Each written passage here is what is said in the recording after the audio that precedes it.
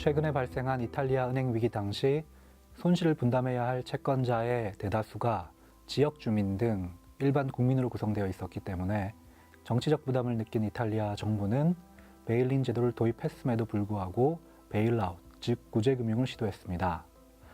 우리나라 또한 은행의 주요 채권자가 예금자 등 일반 국민으로 구성되어 있기 때문에 제도적 장치를 추가하지 않는다면 베일린 제도를 도입하더라도 유명무실해질 가능성이 있을 것이라고 생각됩니다.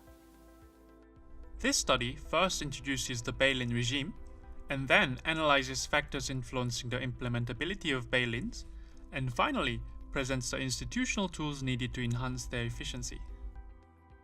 Depositors, general creditors and contingent convertible bond creditors are all subject to bail-ins.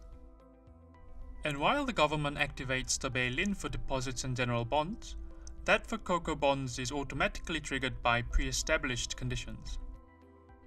In Korea, bail-ins for CoCo bond creditors have been in operation since 2013, and that for depositors and general bond creditors will be legislated within the year.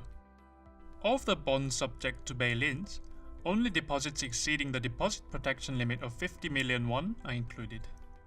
These deposits take up the largest share of the total financing of Korean banks at 27.5%. However, within this type of structure, much like in the case of Italy, the government will most likely choose a bailout even if bail-ins are available due to the heavy political burden posed by the vast number of individuals, small business operators and SMEs. So, what are the factors affecting the implementability of bail-ins? Theoretically, when the market anticipates a bailout, there is an increase in the number of investors. This in turn increases the political burden for the government, who will then choose to bail out. In contrast, if the market anticipates a bail-in, the number of investors declines, which will reduce the political burden for the government, and a bail-in will be implemented. This means market expectations over the means of loss sharing and the resulting political burden are the main factors that influence implementability.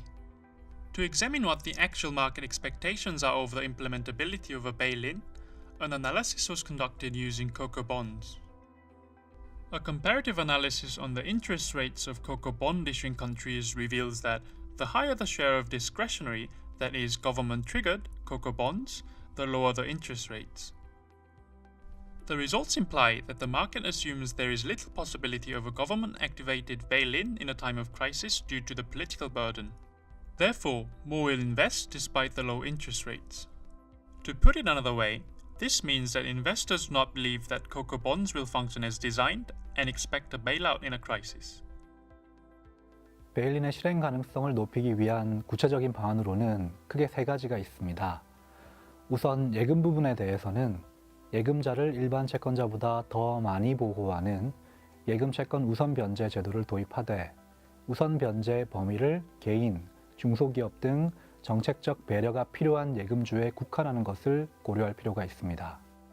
두 번째로 코코본드에 대해서는 손실 분담을 정부가 결정하는 재량형과는 달리 손실 분담이 미리 정해진 조건이 충족되면 자동으로 이루어지는 준칙형을 더 많이 발행하도록 함으로써 정부의 정치적 부담을 낮추는 것을 생각해 볼 수 있습니다.